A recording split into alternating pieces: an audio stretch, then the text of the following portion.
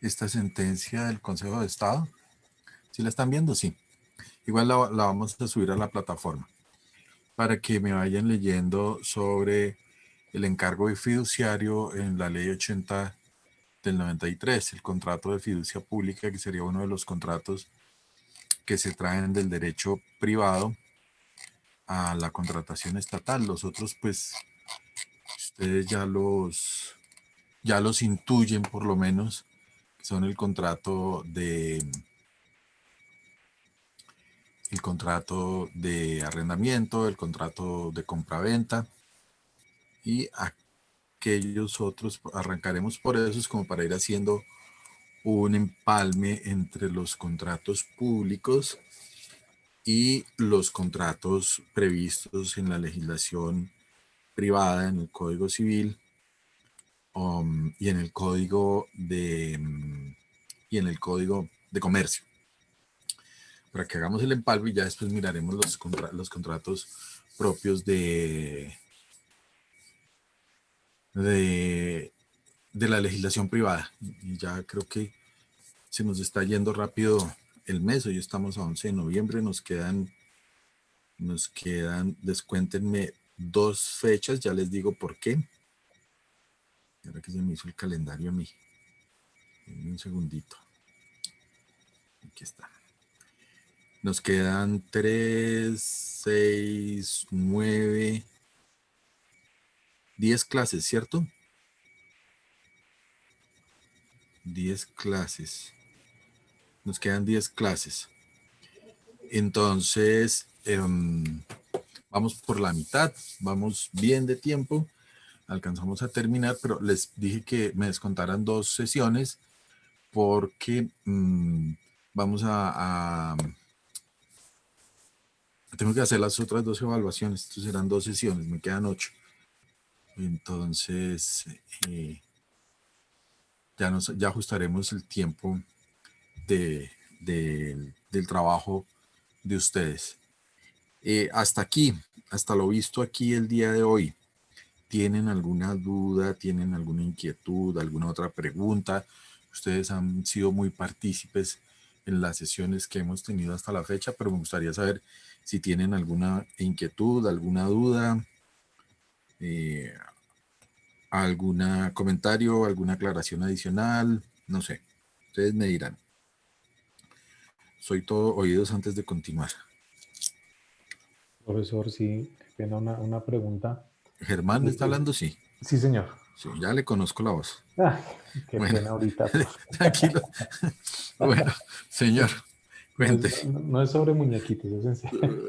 Profe, es que yo le pregunté esto en la clase, pero siendo honesto no entendí muy bien. A Si ver, usted me pudiera, por favor, explicar nuevamente por qué los contratos de prestación de servicios no pueden ser con plazo mayor a 12 meses.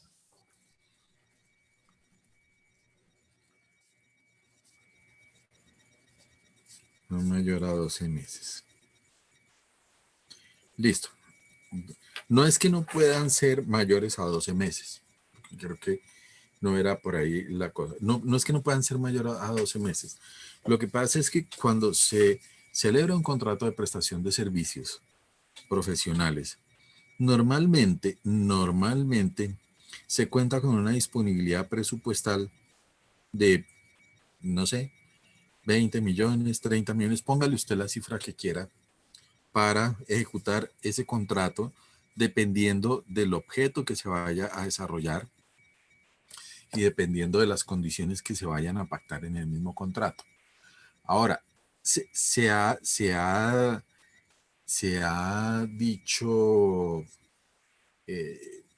para evitar situaciones como las ocurridas con las demandas de reconocimiento de condiciones laborales en este tipo de contratos por la, perdón, por la misma práctica que se da en las entidades estatales y por situaciones como las que planteaban algunos de sus compañeros en las sesiones anteriores en relación con el modo o la forma de informar que no que se va a terminar el contrato, pues que el contrato tiene un término establecido. Desde el momento en que se firma y se suscribe el contrato, el contrato ya está establecido un término y cumplido el término, o se cumple con el objeto o se cumple con el término del contrato. Si no se pudo cumplir con el objeto, pues habrá que hacer una prórroga de ese contrato con las disposiciones previstas en en las, en la ley 1150 y en la ley 80 y en el decreto 1082. Ahora, ustedes pueden celebrar un contrato de prestación de servicios a 18 meses, no sé, pongámoslo a 18 meses, pero deben tener la disponibilidad presupuestal y el registro presupuestal para cubrir el valor de ese contrato durante los 18 meses, monto que afectará la vigencia presupuestal del año en que se firma el contrato. Si yo firmo hoy hoy soy representante de una entidad estatal y voy a celebrar un contrato. Estamos a 17 de noviembre y vamos a firmar el contrato para cumplir un objeto determinado hasta el 17 de diciembre del 2021. Lo puedo hacer siempre y cuando garantice la disponibilidad de recursos para cubrir el costo de ese contrato.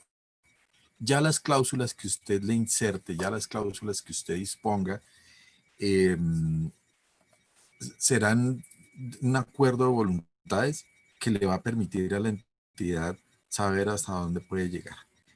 Ahora, otra cosa es que normalmente las entidades en el sector público acostumbran a celebrar los contratos durante los primeros meses del año y hasta la vigencia, hasta el mes 12 de ese año, volviendo a contratar a esa persona, si es que se da, en el mes de febrero o en el mes de marzo del año siguiente, como para que no exista una continuidad en la prestación del servicio. Pues para romper ese elemento de la continuidad en la prestación del servicio, porque lo contrario le van a pagar mensual, va a tener unas órdenes específicas, va a terminar en una fecha y inmediatamente le van a celebrar otro contrato, lo que demostraría que no hay un interés de la entidad en dar por terminado el contrato, y lo que sí hay es una continuidad que podría dar el efecto de que lo que se tiene enfrente es un contrato laboral. Ahora, pero el contrato lo pueden celebrar, si lo quieren celebrar a 12, a 14, a 16 meses, siempre y cuando garanticen la disponibilidad presupuestal. Lo podrían hacer. No es práctica común, vuelvo y repito, en las entidades estatales que lo hagan así. Lo hacen para el apoyo a la gestión de las entidades que contratan personas con unas determinadas características para que desempeñe una función específica. Porque vuelvo y repito, si usted celebra el contrato en el mes de junio para terminarlo en el mes de diciembre del año siguiente y no tiene la disponibilidad presupuestal para cubrir desde el 1 de enero del 2021 hasta el 31 de diciembre del 2021, pues lo que tendría que hacer al momento de firmar el contrato es comprometer una vigencia futura para garantizar el pago de ese contrato. Por eso, vuelvo y le repito, lo pueden firmar siempre y cuando garanticen la disponibilidad de los recursos necesarios para cubrir con los costos del mismo. Me estaban levantando la mano Marisela y me estaba levantando la mano, bueno, no, alzó la mano, no me levantaron la mano, alzó la mano alguien más, pero por ahora Marisela. Señora. Hola, profe, buenas noches. Buenas noches. Profe, pero podría, en el caso de los entes territoriales, bueno, y todas las entidades, celebrar contratos superiores a un año, teniendo en cuenta el tema del principio de la anualidad presupuestal, o no sería necesario tener unas facultades precisas para poder suscribir un contrato por más de 10, 11, 12 meses del año. Pero es que vuelvo a lo mismo, es que eh, ustedes pueden pagar, a ver, voy a pensar en eso, es que si estamos pensando en que el contrato se va a pagar mes a mes, pues uno pensaría que pues, se acabó esa vigencia presupuestal y pues no habría lugar a continuar pagando. Pero vuelvo y repito, lo que, lo, si usted garantiza la disponibilidad de recursos para eh, continuar con ese contrato, lo puede hacer. Mire, hay contratos que lo celebran hasta, los celebran por 10 meses y resulta que los 10 meses se cumplen en el mes de enero. Entonces aquí estaría uno pensando en que rompimos el principio de anualidad presupuestal. No, si ustedes garantizan la disponibilidad de los recursos para pagar ese contrato, tienen el CDP, el contrato es, piensen en que el contrato es de 30 millones de pesos, un contrato de 30 millones de pesos, que los van a pagar mensualmente de a 2 millones de pesos. Eso nos da 15 meses. Nos pasamos del año de la vigencia presupuestal, pero tenemos los recursos apropiados. Nosotros conseguimos el dinero, hicimos el certificado de disponibilidad presupuestal, registramos el presupuesto para ese contrato para que la entidad o para que Hacienda o quien esté encargado del manejo de los recursos los disponga en una cuenta especial para tenerlos allí cada vez que el contratista cumpla con los requisitos de ley y presente su cuenta de cobro, la entidad le pueda desembolsar el pago de ese dinero. Vuelvo y repito, cosa distinta es que ustedes celebren el contrato y dejen pasar, no apropien el dinero, no apropien los recursos, caso en el cual van a tener problemas porque estarían, vuelvo y repito, eventualmente eh, eh, teniendo que acudir a una vigencia futura con los requisitos que exige la ley para poder disponer o poder afectar una vigencia futura. Entonces, tienen que, tienen que pedir la autorización para poder comprometer la vigencia futura que no puede ser mayor a un año. Recuerden eso, tienen que tenerlo también claro. Si yo comprometo los recursos, puedo comprometer recursos del año entrante, pero no del 2022. Si yo voy a comprometer recursos del 2022, claro, lo puedo solicitar con unos requisitos más estrictos y estableciendo y motivando por qué razón eh, lo estoy haciendo. Pero, pero tiene mucho que ver, tiene muchísimo que ver el tema de los contratos de prestación de servicios también con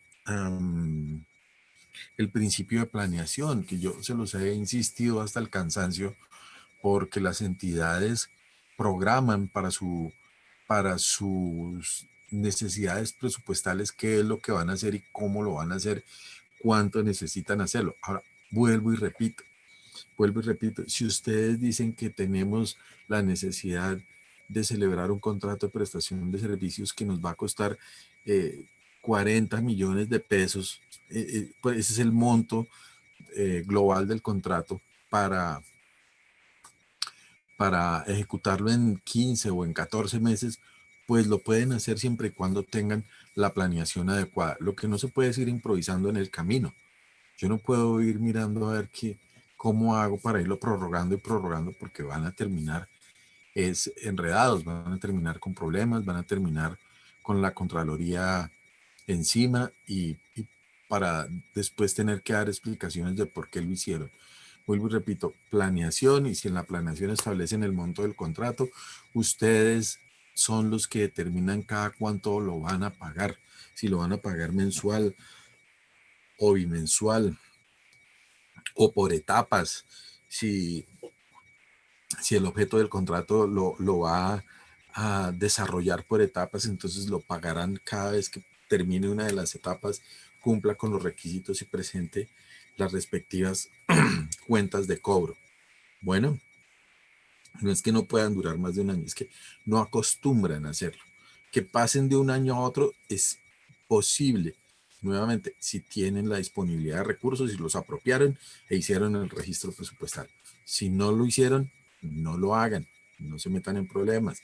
Después van a tener Contraloría encima y van a tener una demanda encima para que le paguen a ese contratista que recibió unas órdenes por parte de la entidad, una persona que confía en el principio de la buena fe y la confianza legítima, y van a tener problemas ustedes.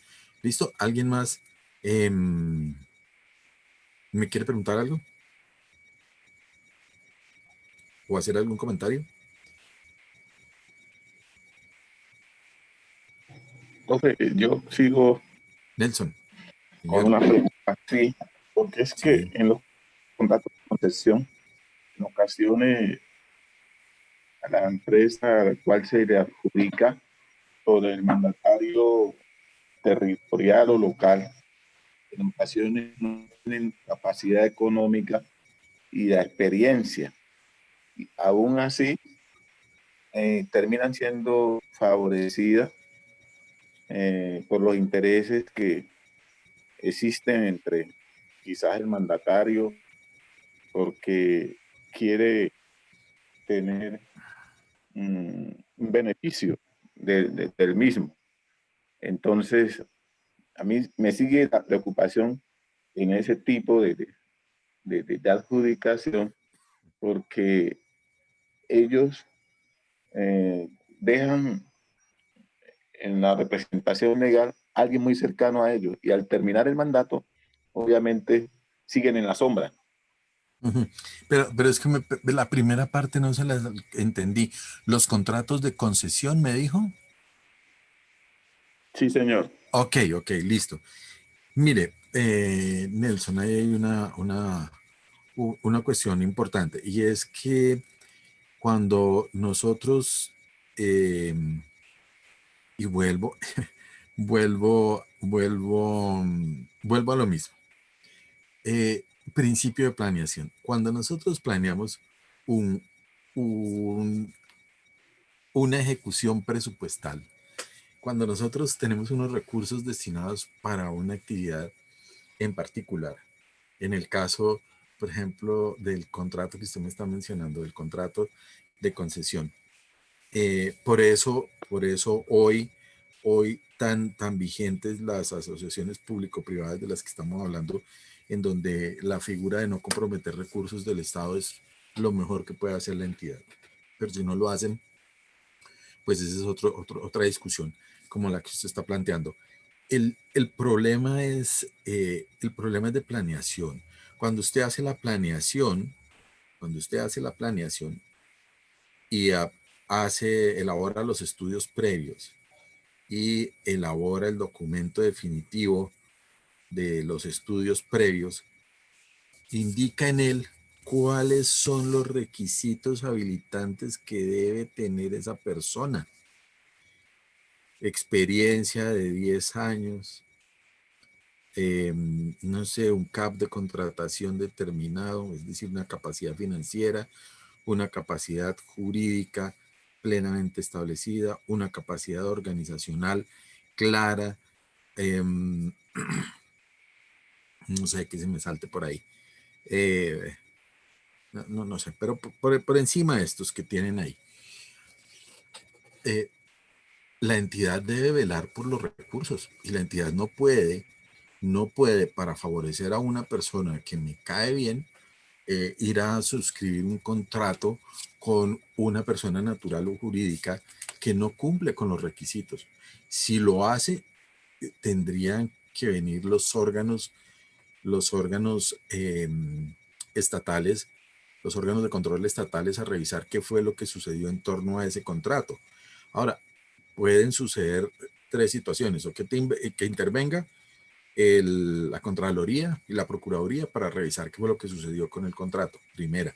Segunda, que intervenga alguno de los oferentes que participó dentro del proceso contractual, que evidencia efectivamente que estamos frente a una situación frente a una situación que viola el principio de selección objetiva, el principio de transparencia, porque está escogiendo a una persona que no cumple con los requisitos exigidos en el pliego de condiciones definitivo, que no los cumplió, que se hizo prácticamente que a dedo, porque aquí no viene al caso que hagan una contratación directa. Tendrían que estar justificando por qué lo hacen a través de la figura de la contratación directa con las consecuencias legales que eso puede implicar. Esa sería la segunda hipótesis, que demande uno de los, que demande una de las personas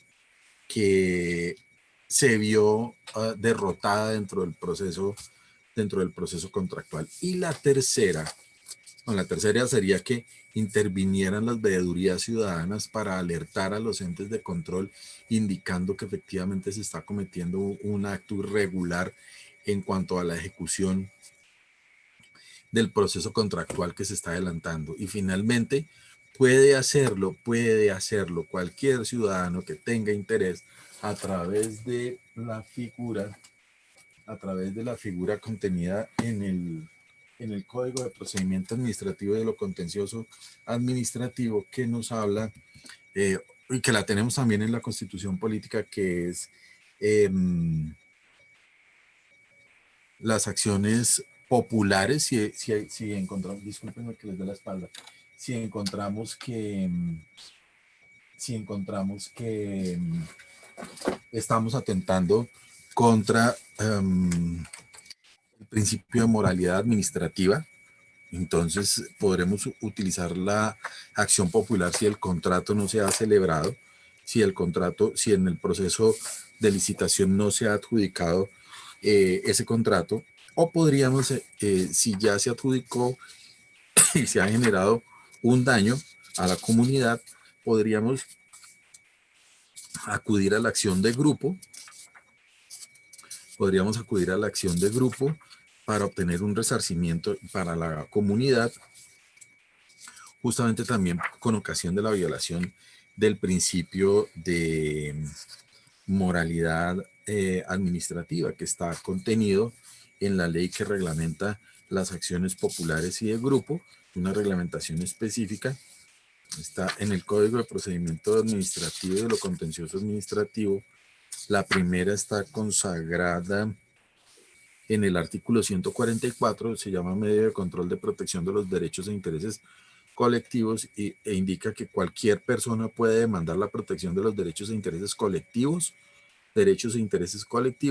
para lo cual podrá pedir que se adopten las medidas necesarias con el fin de evitar el daño contingente, hacer cesar el peligro, la amenaza, la vulneración o agravio de los mismos, o restituir las cosas al estado anterior a cuanto fuere posible. Entonces utilizarían esta disposición, remitirse a la ley 472 de 1998, que es la reglamentaria de las acciones populares. Bueno, con los requisitos que están establecidos en la ley 472. Ahora, si se causó el daño, me voy al artículo 145, reparación de perjuicios causados a un grupo, que es lo que tenemos en la Constitución Política como la acción de grupo, que dice cualquier persona perteneciente a un número plural o a un conjunto de personas que reúnan condiciones uniformes respecto de una misma causa que les originó perjuicios individuales puede solicitar en nombre del conjunto la declaratoria de responsabilidad patrimonial del Estado y el reconocimiento y pago de indemnización de los perjuicios causados al grupo en los términos preceptuados por la norma especial que regula la materia. Vuelvo y repito, remitirse a la ley 472 de 1998. O sea que, digamos que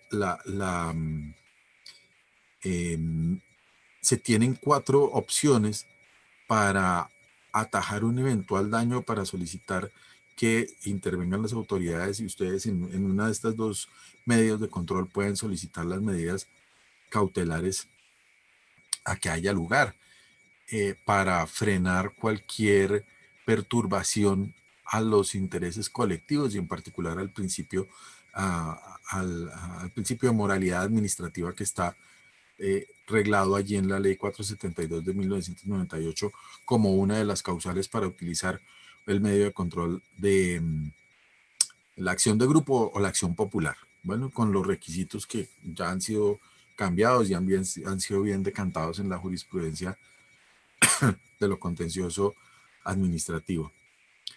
¿Listo? Pero sí, yo entiendo la preocupación, yo entiendo que le llame mucho la atención, pero también hace falta proactividad de quienes están participando en el proceso, porque si yo tengo conocimiento de esa situación, pues debo buscar el mecanismo. Mire, recuerden que ustedes pueden colocar una queja ante la Procuraduría, presentar una queja ante la Procuraduría General de la Nación, que puede ser anónima, entonces no necesitan firmarla.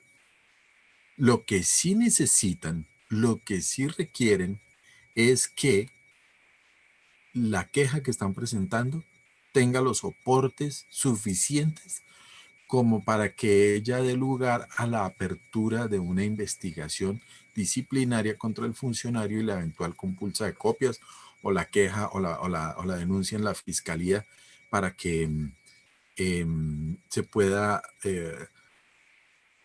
continuar adelante con la investigación del caso, porque puede que ustedes no alleguen las copias necesarias y lo que dirá el funcionario encargado de aperturar o no la investigación es que va a concluir que se trata de una queja espuria, de una queja infundada, de una queja malintencionada y lo que proceden es a desestimarla y archivarla de una vez. Entonces, si se tienen las pruebas necesarias, hacerlo. Solicitarle a la personería municipal que intervenga, solicitarle a la Contraloría departamental que también lo haga, o a la Procuraduría General de la Nación que lo haga, llamar la atención a la Fiscalía General de la Nación para que investigue. Es el camino más demorado, ¿no? Irse a la Procuraduría, a la Fiscalía General de la Nación por las demoras que ello implica. Entonces tendrán que acudir a Contraloría y Procuraduría o a alguno de los medios de control que les he manifestado, porque lo pueden hacer, eso sí lo puede hacer cualquier persona solicitando la medida cautelar de suspensión provisional del acto administrativo o del contrato. Eso sí lo tendrán que argumentar muy bien, pero pueden hacerlo. Yair, cuénteme.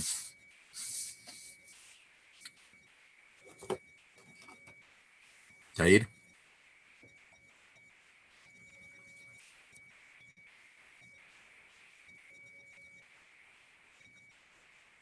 Yair. Entonces, Edward. Profe, buenas noches. Buenas noches. Mi consulta es respecto al régimen especial. Algunas etapas del proceso pues se ven abocadas a que se realice de manera interna. En algunas entidades ese proceso, mi pregunta es enfocada a que ese proceso podría de alguna manera prestarse para que yo me brinque lo que la normatividad vigente me requiere en cuestión de transparencia a la hora de seleccionar mis oferentes o mis contratistas después de que ya se postularon como oferentes en ese proceso. Si entendí la pregunta, creo que me está diciendo que si la entendería así, que si el manual de contratación de la entidad puede dar lugar a que se salten los pasos establecidos en la ley, ¿cierto? Más o menos entendí eso. Sí, o sea, de alguna manera se podría prestar en la medida en que la publicación no la hago de toda la etapa, más bien, no solo de todas las etapas, sino que no es un tema transaccional, sino que parte de esas etapas las hago a nivel interno dentro de la entidad, ¿sí? Claro, tiene usted la posibilidad. Lo que pasa es que también, mire, si yo voy a realizar durante la etapa precontractual, que sería el momento para tratar de direccionar el contrato, ¿cierto? Tendría Sí, que correcto. establecer dentro de los estudios previos, dentro del análisis del sector, dentro de la necesidad con la cual yo voy a justificar ese tipo de selección de contratista, tendría que establecer claramente, por lo menos, por lo menos, tratar de plasmar en el papel unas condiciones que me van a permitir direccionar el contrato hacia algún lado. Corren un riesgo grandísimo porque se va a evidenciar. Lo pueden hacer, sí, lo pueden hacer perfectamente. Pero recuerde también que previa a la celebración del contrato, previa a la elección del contratista, hay otras etapas que, aunque son realizadas dentro de la etapa precontractual, tienen la participación no solamente de la entidad, sino que tienen la participación de los oferentes, de las veedurías ciudadanas, y lo voy a decir en estos términos coloquiales, pues, porque así se conoce de los famosos calanchines. Ustedes saben de los calanchines que se presentan a las audiencias de contratación, de selección de contratistas, en donde cada uno de los interesados en el proceso va a estar atento de qué es lo que está sucediendo y va a atacar cada una de las propuestas. Es que ustedes también pueden atacar las propuestas que se presentan. Decir, mire, el señor no cumple con estos requisitos, lo que está diciendo no es cierto, las certificaciones son falsas. O sea, uno puede atacar la propuesta que se está presentando por parte de un contratista desde muchos, perdón, desde muchos espectros. Como cuando uno hace una investigación. Cuando uno hace una investigación, uno tiene un objeto, uno tiene un objeto. Yo tengo este frasquito, este spray con alcohol. Entonces yo lo puedo mirar por aquí, o lo puedo mirar por aquí, o lo puedo mirar por aquí, o lo puedo mirar por acá. Es decir, desde donde yo esté viendo el objeto, pues tengo la posibilidad de investigarlo. Igual sucede en la contratación. Desde donde yo esté parado, tengo la posibilidad de atacar la propuesta que está presentando el contradictor o la contraparte en el proceso de selección del contratista, es decir, el otro oferente. Entonces no es claro o no es fácil que una entidad pueda amañar hoy por hoy con las garantías que se dan, eh, las garantías legales que se dan y las directrices que ha ido estableciendo Colombia Compra Eficiente. No es fácil que una entidad pueda volarse los requisitos legales para favorecer a un determinado contratista. Lo puede hacer. Ahora, cosa distinta es que lo estén haciendo, pero para favorecer a uno que tiene mucha experiencia, ¿no? Entonces yo, en lugar de establecer que la experiencia sea de 10 años en ese tipo de contratos, voy a establecer que la experiencia mínima es de 15 años en ese tipo de contratos. Voy a pedir que cuente dentro de su capacidad organizacional con una oficina dedicada a la creación de software encaminado a la eventual detección de riesgos, por ejemplo. No sé, vamos a ir implementando una serie de requisitos que lo que me van a ir es direccionando hacia un contratista en particular. Eso es otra cosa distinta, pero también se puede evidenciar que en ese camino a direccionar a un determinado contratista se está violando el principio de selección objetiva, porque recuerden que además del principio de selección objetiva, también existe otro que se llama el principio de igualdad, en donde todos los que van a participar en el proceso tienen que hacerlo en igualdad de condiciones. Entonces, si yo empiezo a limitar, si yo empiezo a cerrar el círculo, en la medida en que voy cerrando ese círculo, pues voy limitando el número de participantes en el proceso. ¿Qué puede suceder en el proceso? Que una persona determinada, una persona X, decida asociarse con otro, conformar una unión temporal o un consorcio para cumplir con los requisitos que está previsto en la ley. Lo pueden hacer, y en ese orden de ideas pues nos estamos nos estamos, como dirían, le estamos dañando el caminado al que está pues, pretendiendo favorecerse de unas, entre comillas, prebendas que le puede dar la entidad estatal en un determinado momento, la persona o el encargado de la oficina de contratación.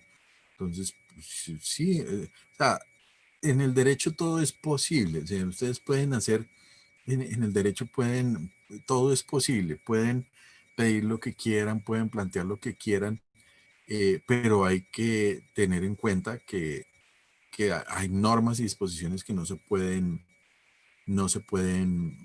vulnerar, y si las vulneran pues están frente a una situación ya de reproche disciplinario y de reproche penal que va a generar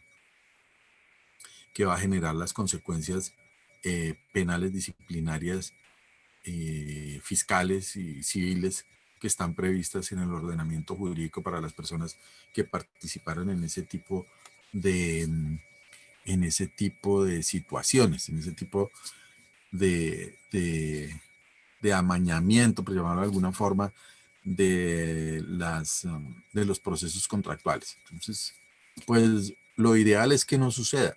Ojalá no sucediera nunca, pero se puede dar, se puede presentar. Y les repito, en esto hay muchísimas cosas, entonces se puede presentar. ¿Alguna otra pregunta, algún otro comentario? Sí, yo, doctor. Yair, señor. Sí, es que me aporte básicamente, ¿sí me escuchan?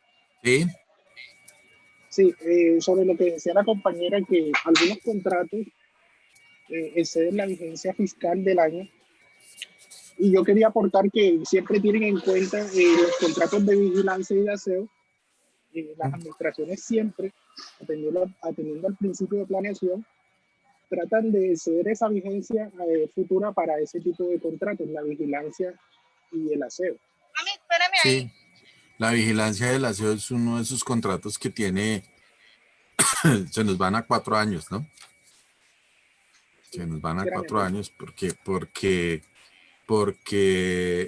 pues primero estar cambiando de empresa de vigilancia es un lío, y segundo, pues ustedes ya saben por qué. No me voy a meter en esos detalles, pero sí, ese es uno de los contratos que normalmente se hace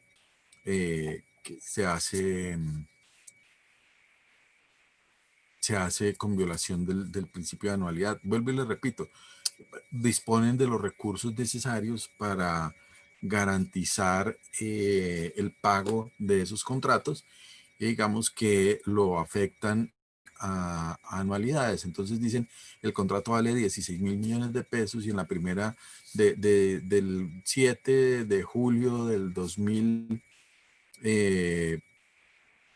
7 de agosto del 2019 al 31 de diciembre vamos a desembolsar tanto de dinero para el contrato.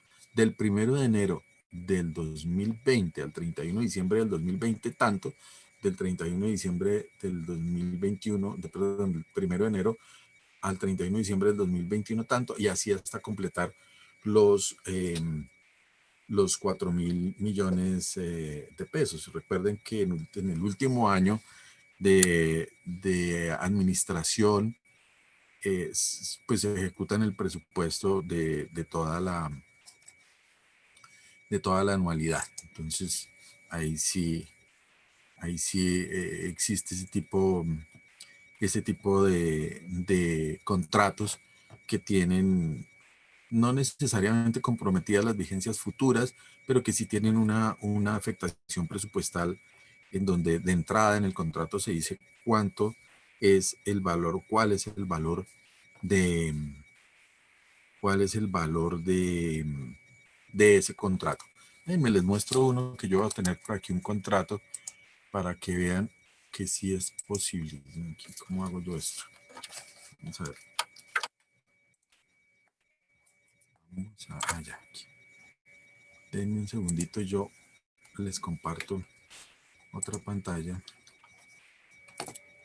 y les muestro que es perfectamente posible y viable lo que está diciendo su compañero.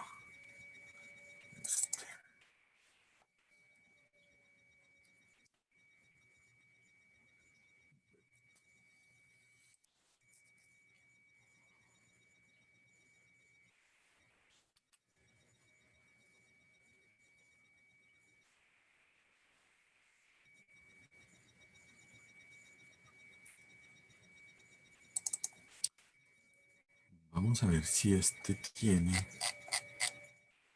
contrato. Este tiene contrato. Hoy se nos pasó la primera hora rapidísimo.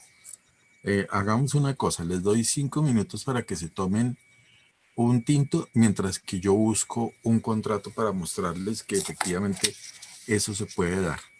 Sí, porque me toca buscar en varias carpetas aquí.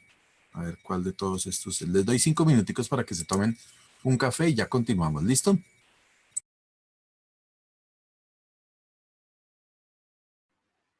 Vale.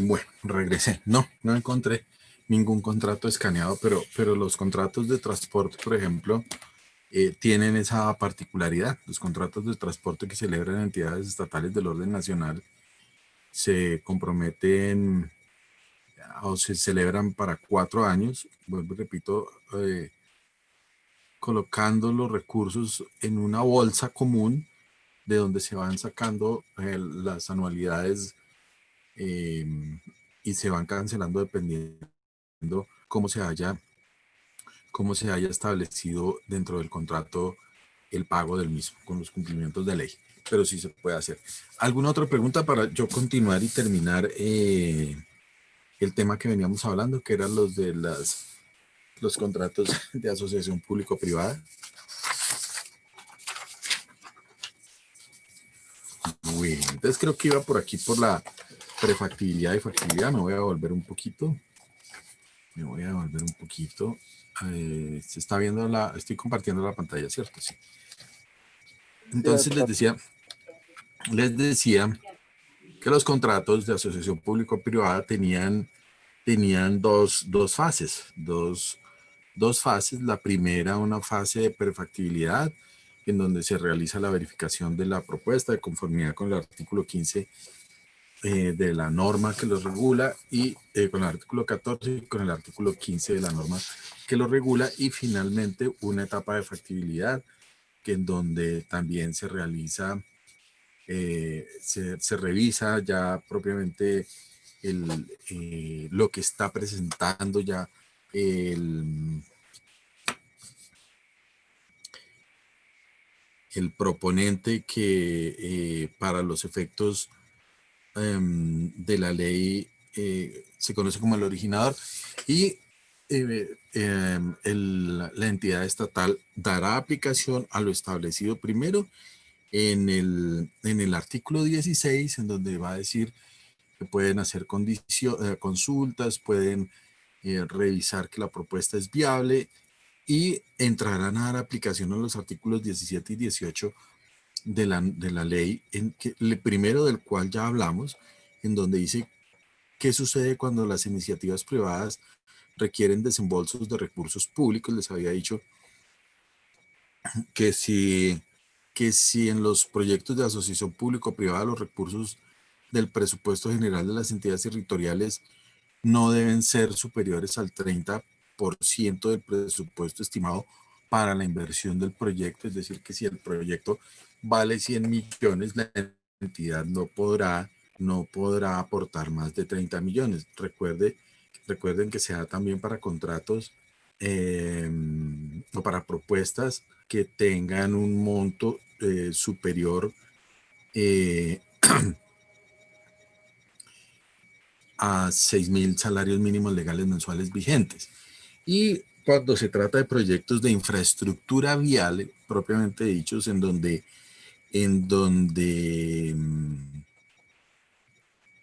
lo que se propone construir son carreteras o vías, la propuesta del originador no puede incluir aportes estatales superiores al 20% del presupuesto total de la inversión. Entonces, si es de 100 millones de pesos, no podrá ser el aporte de la entidad superior a 20 millones de pesos, pues para garantizar el adecuado manejo de los recursos y la adecuada garantía de que esos recursos lleven o tengan una buena apropiación, una buena inversión, un buen manejo.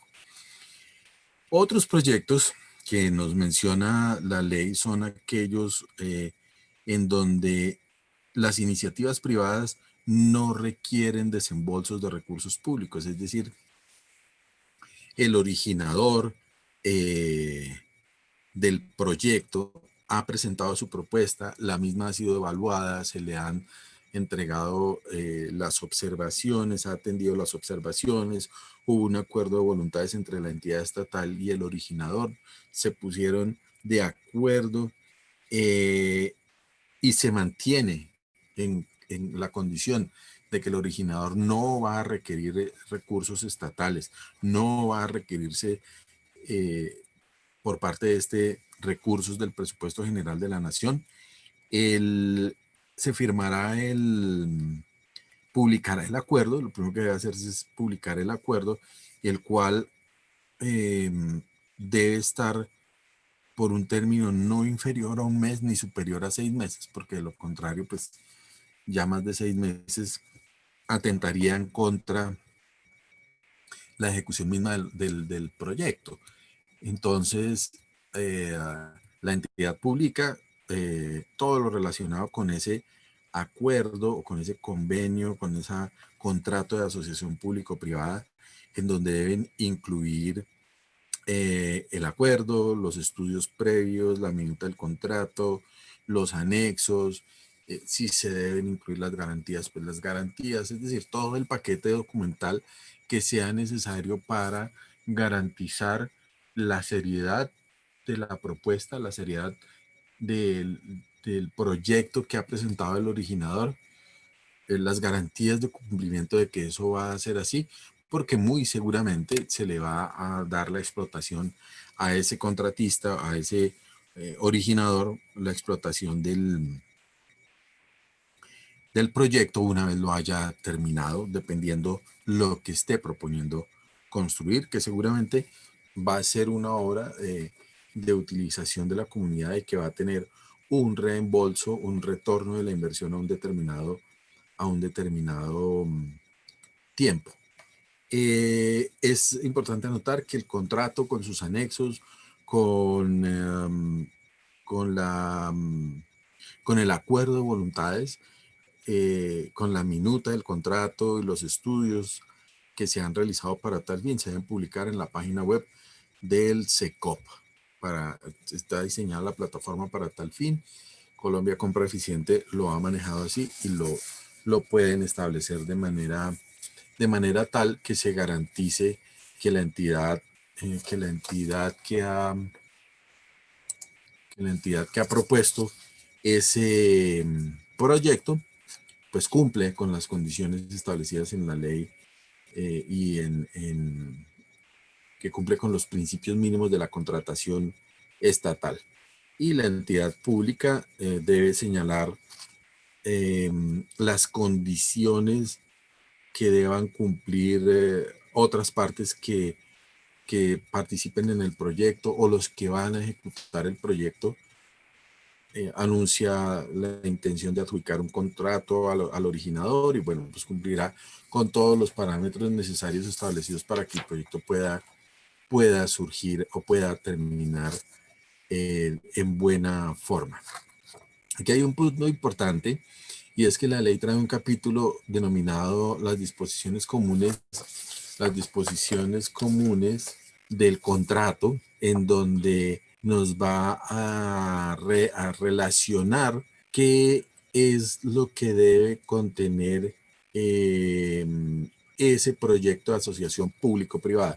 Lo primero son las cláusulas propias de los contratos administrativos, ¿no? E indica que para poder desarrollar ese tipo de proyectos de asociación público-privada deben incluir cláusulas excepcionales propias de la contratación pública, como son la caducidad, la terminación unilateral y aquellas otras que haya lugar a establecer, y se aplicarán esos principios de autonomía de la entidad frente al contrato que se ha celebrado y igual la imposición de sanciones y multas si hay lugar a ello y dependiendo en qué términos o en qué criterios lo deben de hacer de conformidad con la legislación. Identificará el beneficiario real del contrato y el origen de los recursos. Es una cláusula o una disposición común a este tipo de contratos. En esa identificación, los proponentes que vayan a participar de conformidad con el artículo 10º de la ley deben someterse a los requisitos propios establecidos en la ley y posteriormente hablará o hay una figura o una disposición común que se refiere al patrimonio público. Si hay recursos públicos y todos los que se vayan a manejar en el proyecto deben ser administrados por un patrimonio autónomo constituido por el contratista, integrado por todos los activos, los pasivos, los futuros, los pasivos presentes y futuros del proyecto, en donde la seriedad y la adecuada ejecución de los recursos pues permitan que el proyecto que ha propuesto ese originador va a terminar o va a ir por un buen camino y va a concluir con la ejecución de de una obra o de una vía, si es que se trata de un proyecto de infraestructura vial, con las condiciones exigidas, no solamente en desarrollo del, de los fines de la entidad, sino en beneficio de la comunidad para la cual va a ser destinado ese proyecto que se está adelantando por parte del originador y del contratista que vaya a ejecutar eventualmente la obra, porque igual puede suceder eso. Igualmente, la ley prevé que se puedan establecer o se puedan afectar unas vigencias futuras con el concepto favorable del ministerio respectivo, si es un proyecto en temas de cultura, pues será el Ministerio de Cultura; si es de infraestructura vial, pues el Ministerio de Transporte, la Agencia Nacional de Infraestructura, bueno, en fin, el que tenga que hacerlo. El CONFIS, el Consejo y el Consejo, el COMPES, el CONFIS y el COMPES, deben realizar y revisar el proyecto, el cual debe ser radicado en el Departamento Nacional de Planeación con el registro en el Banco de Proyectos, para la autorización de los respectivos recursos, si es que hay que comprometer recursos públicos y vayan a necesitarse vigencias futuras para la ejecución del contrato. La norma también establece que el CONFIS va a definir o debe definir un escenario de consistencia fiscal que sea acorde a la naturaleza de cada proyecto, es decir, que el proyecto sea sustentable, que exista la disposición y la disponibilidad de recursos, que no vaya a sufrir un traspiés durante la ejecución que genere una mala terminación del proyecto y que se convierta pues en un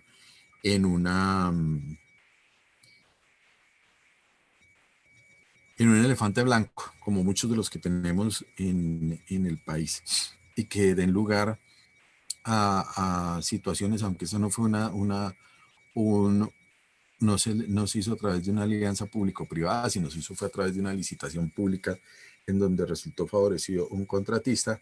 No sé si vieron ustedes las noticias, esta semana o la semana pasada, la Fiscalía General de la Nación embargó las propiedades de un exgobernador del Huila o del alcalde de Neiva, de un exalcalde de Neiva, con ocasión de la construcción del estadio o la remodelación del estadio Guillermo Plaza Salcid, que fue toda una catástrofe. Entonces, para que no sean situaciones como esas en donde hay un particular que está presentando un proyecto, debe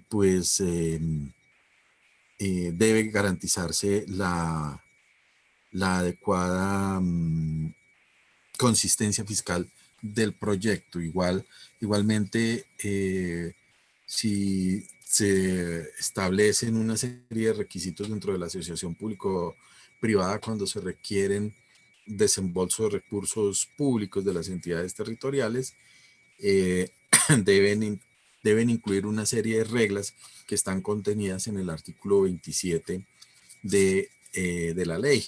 Entonces dice el artículo que para la suscripción de los contratos a que se refiere la ley, es decir, los contratos de asociación pública o privada de los cuales se está hablando, la entidad debe acreditar el cumplimiento de los límites de gasto y de deuda establecidos en la ley 358 del 97, 617 del 2000, 819 del 2003 y los requisitos definidos en la ley 448 de 1998 sobre la aprobación de riesgos y pasivos contingentes para evitar que la entidad termine respondiendo por situaciones que si no fueron previstas y que no tenían las garantías necesarias, pues va a ser el Estado el que termine pagando los platos rotos. También indica ese artículo 20 de la ley que para los efectos y los ingresos futuros que fueron comprometidos en los contratos de asociación público-privada, se afectará la capacidad de pago. Bueno, y hace una serie de recomendaciones para que las entidades puedan ser presentados por los particulares. Y aquí viene otra vez el tema de la planeación, porque a partir del principio de planeación se van a establecer los criterios necesarios del numeral cuarto de ese artículo, que indica que el numeral cuarto, bueno, el numeral quinto, que indican que esos proyectos que son presentados por los originadores del mismo deben ser consistentes con el plan de desarrollo, con los objetivos del plan de desarrollo territorial. Entonces debe existir una adecuada planeación, debe existir en el marco de los compromisos que adquieren las entidades estatales, cuáles son los objetivos de ese plan de desarrollo territorial, cuáles son los objetivos o los planes de inversión para que los mismos estén acordes con la presentación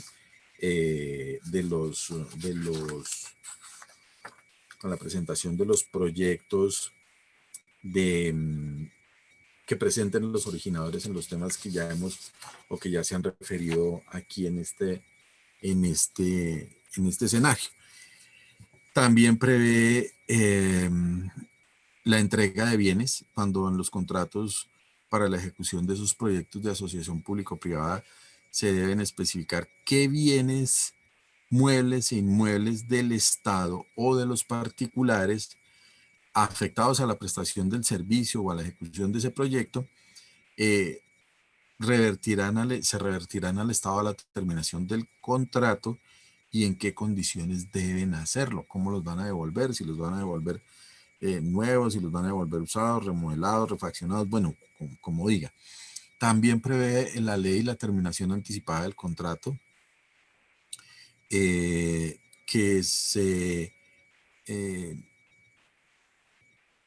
donde se debe establecer una cláusula común que permita establecer el equilibrio de las prestaciones recíprocas, de las prestaciones que eventualmente surjan para las partes, justamente para que no vaya a existir un desequilibrio financiero o un eventual enriquecimiento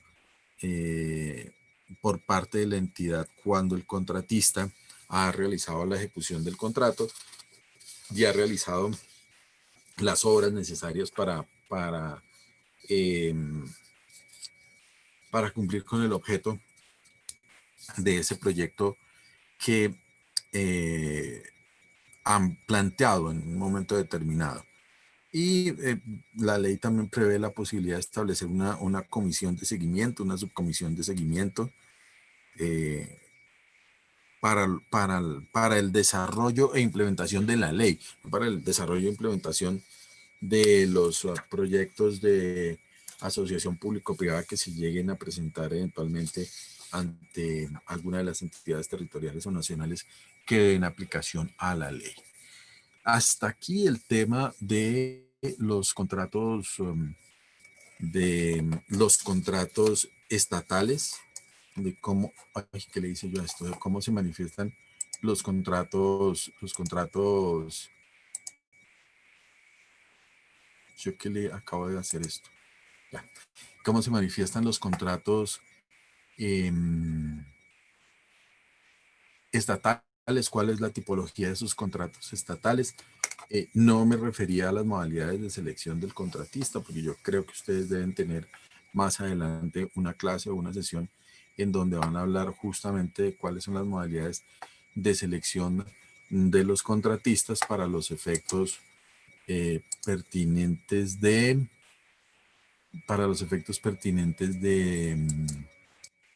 aplicación de la ley 80.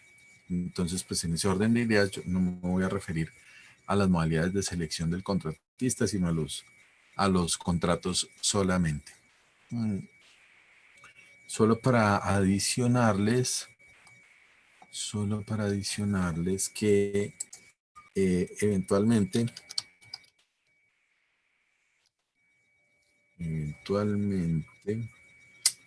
Profe, yo tengo última pregunta. señor. Como persona jurídica, yo puedo contratar con el departamento, y como persona natural también puedo hacer un contrato mediante prestación de servicio, orden de prestación de servicio. Pues yo creo que no, pues a ver, no está prohibido, son dos situaciones jurídicas diferentes.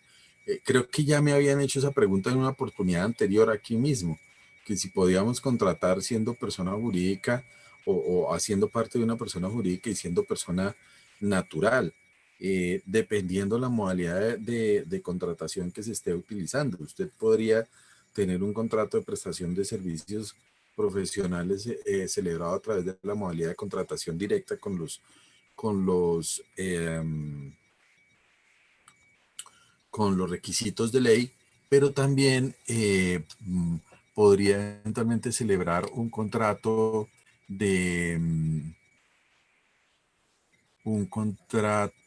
como persona jurídica, pero ya en otros términos. Ahora, si los van a celebrar ambos a través de la modalidad de contratación directa, pues tienen que tener mucho cuidado cuál es la justificación que le van a dar en términos de ley para celebrar esos contratos. Recuerden que la contratación directa pueden hacerla para contratos de prestación de servicios y apoyo a la gestión sin elaboración de estudios previos como tal, pero sí con una propuesta seria de quien lo está haciendo, pero igual tienen que justificar el por qué la utilización de esa modalidad de contratación. Ahora, si usted está, eventualmente le pueden indicar que no podrá hacerlos porque puede incurrir en el régimen de inhabilidades e incompatibilidades, deberá la entidad justificarlo, deberá aclararlo muy bien para evitar situaciones que después le vayan a usted a hacer incurrir, perdón, le van a hacer incurrir, le van a hacer incurrir a usted en situaciones de reproche penal como las contenidas en los artículos 408, 409, 410 y 411 del Código Penal. El 409 referido al interés indebido en la celebración de contratos o a la celebración de contratos sin el lleno de los requisitos legales o eventualmente a la celebración de contratos sin el cumplimiento de los requisitos legales, que es el 410, el 411, que es incursión en el régimen de inhabilidades e incompatibilidades, o eventualmente incurrir en los llamados acuerdos restrictivos de la competencia o el delito de colusión que se pueda presentar. Pero pues vuelvo y repito, dependiendo del contrato y de la modalidad en que se estén celebrando esos contratos, porque puede darse la situación y pueden estar expuestos a sanciones de tipo penal, además de las disciplinarias y fiscales a que haya lugar. ¿Listo? ¿Alguna otra inquietud?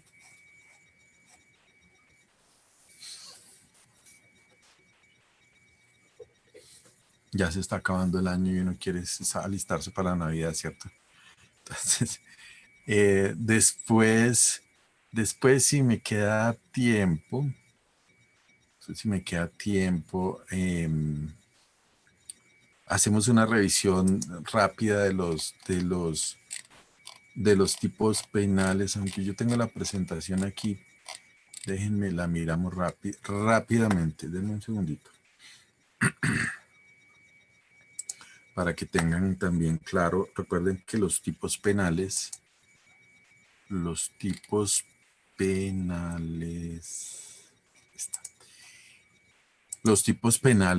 y aquí sí me ayudan mis amigos, mis colegas penalistas que están por acá en la clase, por favor. Entonces, miren, los tipos penales, el 409 tiene sujeto calificado, que es el servidor público que se interese en provecho propio de un tercero en cualquier clase de contrato o operación en que deba intervenir en razón de su cargo o de sus funciones, incurrirá en prisión de 4 a 12 años de multa y 50 a 200 salarios mínimos legales mensuales vigentes e inhabilitación para el ejercicio de sus derechos y funciones. Este tiene un sujeto calificado, pero pueden vincular a otras personas a través o a otro tipo de funcionarios que no necesariamente que intervengan, como dice aquí la norma que se me hizo, en razón de su cargo, de sus funciones, que en cualquier clase de contrato u operación por razón de su cargo, de sus funciones, podríamos estar hablando de un tráfico de influencias que lo puede llevar a estar en curso en un concurso aquí, en este tipo de, o en esta figura penal, en este tipo penal. Estructura formal del tipo, servidor público que se interese en provecho propio de un tercero, en cualquier clase de contrato o operación en el que deba intervenir en razón de su cargo, de sus funciones. Luego habla de la sanción. No me voy a detener mucho en esto porque pues vamos a mirar después les comparto esta presentación si quieren. Luego tenemos el artículo 410 del Código Penal, que habla del contrato sin el cumplimiento de los requisitos legales. Ahí sí es para los que me estaban preguntando al comienzo de la sesión, que si pueden eventualmente en algunas de las etapas volarse los requisitos de la contratación, pues vamos a estar expuestos eventualmente a esto. El servidor público que por razón del ejercicio de sus funciones tramite contratos sin la observancia de los requisitos legales esenciales o que celebre o liquide sin verificación del cumplimiento de los mismos, incurrirá en prisión de 4 a 12 meses y las respectivas multas. Ese es el segundo tipo penal. Nuevamente, un sujeto calificado, el servidor público, que en razón de sus funciones tramite, celebre o liquide. No se les olviden que en todos estos tipos penales hay que tener en cuenta el verbo rector, tramite contratos sin observancia de los requisitos o celebre o liquide sin verificar el cumplimiento de los mismos. Estará en curso eventualmente en la sanción prevista en el artículo y está la misma que ya les había leído hace un momento. Y luego tenemos,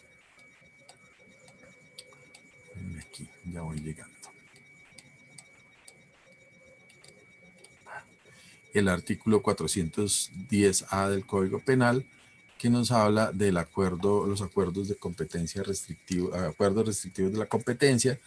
Este tipo penal sí no es un tipo penal calificado, es un tipo abierto, en donde se dice que el que en un proceso de licitación pública, subasta pública, selección abreviada o concurso se concerte con otro con el fin de alterar ilícitamente el procedimiento contractual, incurrirá en prisión de 6 a 12 años y multa de 200 a 1000 salarios mínimos legales mensuales vigentes e inhabilidad para contratar. ¿En qué consiste el acuerdo?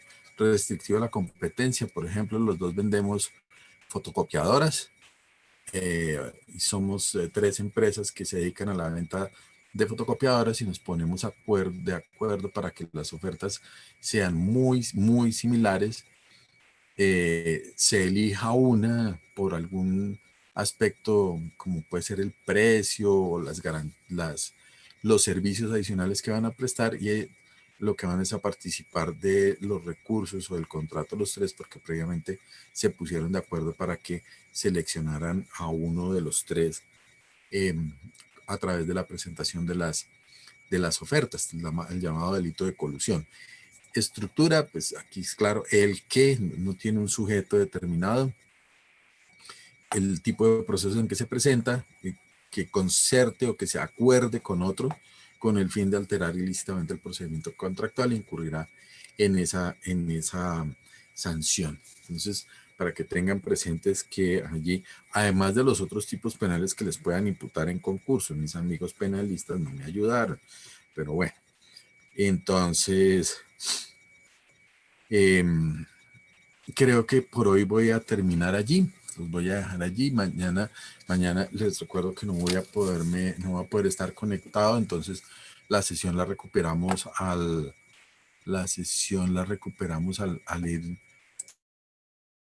ir finalizando. Recibí, antes de terminar, recibí 13 trabajos, creo que son el número de grupos que tenemos previstos, según lo que ustedes establecieron. El viernes les informo, no sé si públicamente o de a poquitos, quiénes son los que me entregaron y cuál es la calificación, y pues continuamos adelante con los otros contratos que ya están destinados para el estudio en esta clase. A ver, yo hago una cuenta rápida aquí de cuántos hay. Un segundito. 1, 2, 3, 4, 5, 6, 7 y 7, 14, 15, 16, 17, 18, 19, 20, 22, 24, 26, 28, 29, 30, 31, 32, 33, 34, 35, 36, 37, 38, 39, 40, 41, 42, 43, 44, 45.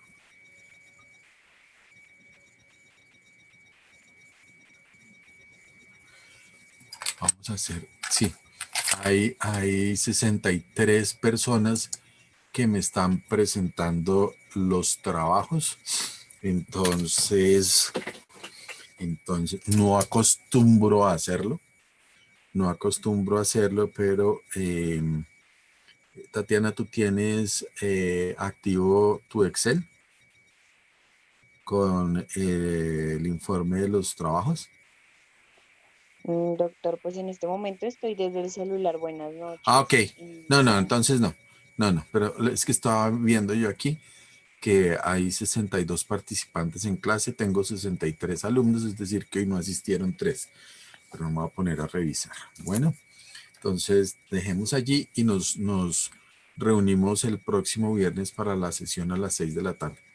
¿Listo, muchachos? Me hacen el favor y se cuidan muchísimo.